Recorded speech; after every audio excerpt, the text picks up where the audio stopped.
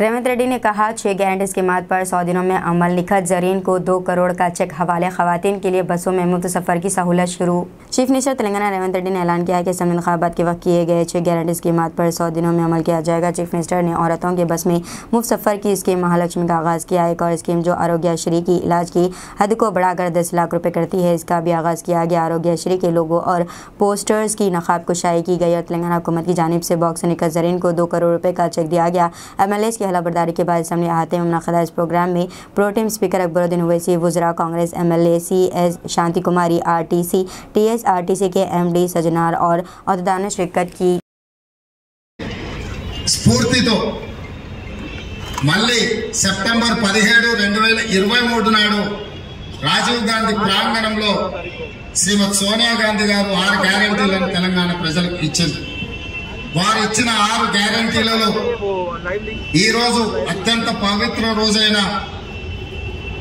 December 9, 2023 నాడు తెలంగాణ శాసనసభ సమావేశాన్ని ఏర్పాటు చేసి శాసనసభ్యుల యొక్క ప్రమాణ స్వీకార కార్యక్రమాన్ని పూర్తి చేసుకుని ఇచ్చిన 6 గ్యారెంటీలలో 2 గ్యారెంటీలను తెలంగాణ ప్రజలకు అంకితం చేసే కార్యక్రమాన్ని ఈరోజు కాంగ్రెస్ ప్రభుత్వం తీసుకున్నది.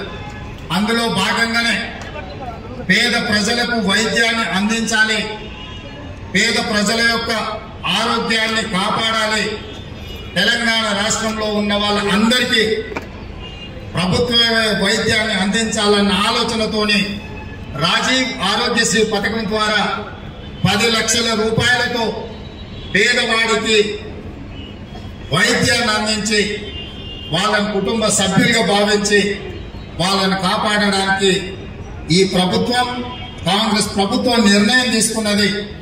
ఈ కార్యక్రమాన్ని మనం ఈరోజు లాంఛనంగా ప్రారంభించుకున్నాం. ఇక రెండవ కార్యక్రమం మహాలక్ష్మి పథకం ద్వారా తెలంగాణ రాష్ట్ర నలుమూలలో ఎక్కడి నుంచి ఎక్కడికైనా ఆడబిడ్డలు అనాపైసే ఖర్చు లేకుండా RTC బస్సులో ప్రయాణం చేయడానికి అవకాశం కల్పిస్తామని మాట ఇచ్చినాం. ఈరోజు ఉక్కు మహిళగా మహిళా లోకానికి ఆదర్శంగా నిలబడ్డ మాతృమూర్తి శ్రీమతి సోనియా గాంధీ గారి జన్మదినం రోజు నా మంత్రివర్గం మొత్తం పెద్దలు మాణిక్రావు ఠాకరే గారి నాయకత్వంలో ఇక్కడికి అందరూ అధికారులు, మంత్రులు, శాసనసభ్యులు ఈ శుభ కార్యక్రమంలో పాల్గొని RTC బస్సులో ఆడబిడ్డలకు ఉచిత ప్రయాణాన్ని లాంఛనంగా ఈరోజు ప్రారంభిస్తున్నాం.